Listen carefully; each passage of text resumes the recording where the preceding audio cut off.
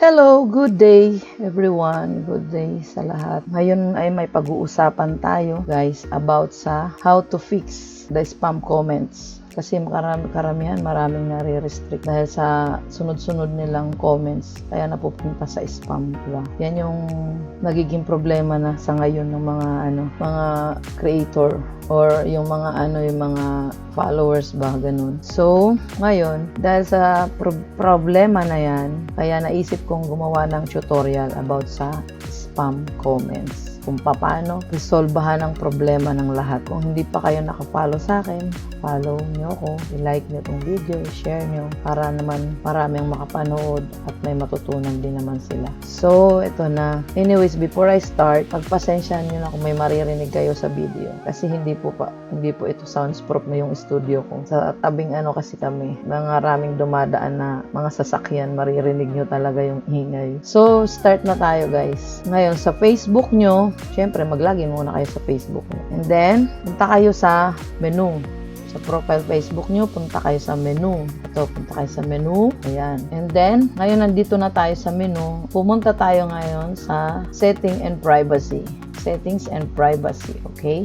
Click nyo yung Settings and Privacy. So, andito na tayo sa Settings and Privacy. Ngayon, pumunta tayo sa Manage Your Past Activity. Click nyo yung Manage Your Past Activity. Kasi monitor computer po yung gamit ko. So, andito na tayo sa Activity Log, Your Post, Activity, Your Talent.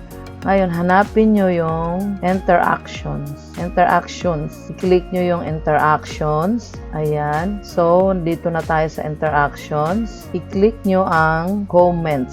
Search for Comments, okay? So, i-click nyo in Comments. Ayan. Ngayon, nandito na tayo. Lalabas na yan. Ayan, lalabas na yung mga comments nyo.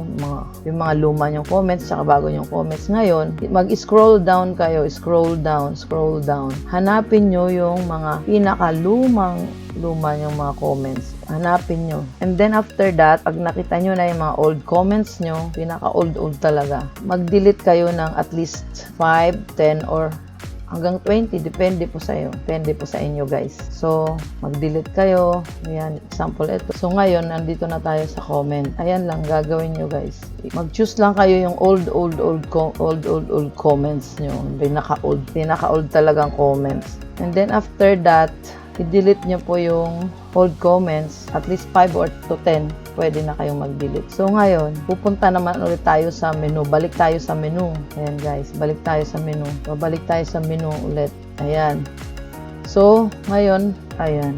Nandito na tayo. So ngayon, i-click nyo yung, search nyo yung help and support. And then, nandito na tayo sa help and support.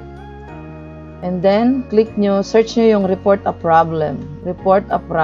Click nyo yung report a problem. Then, after that, eto. Dito tayo sa I-click nyo lang to. Ayan, lalabas na yan. Click nyo tong include in report. Ayan, dito. So, ngayon yung yung in-screenshot yung profile picture. Dito nyo ilalagay yun. I-add nyo dito yun. Kiklik nyo yan, i-add nyo. I-add nyo yan. Kung yung na-save nyo yung screenshot, i-add nyo yan. Dito nyo yung ilalagay. Tapos ngayon gagawa kayo ng report na. So, lalagay nyo, good day Facebook.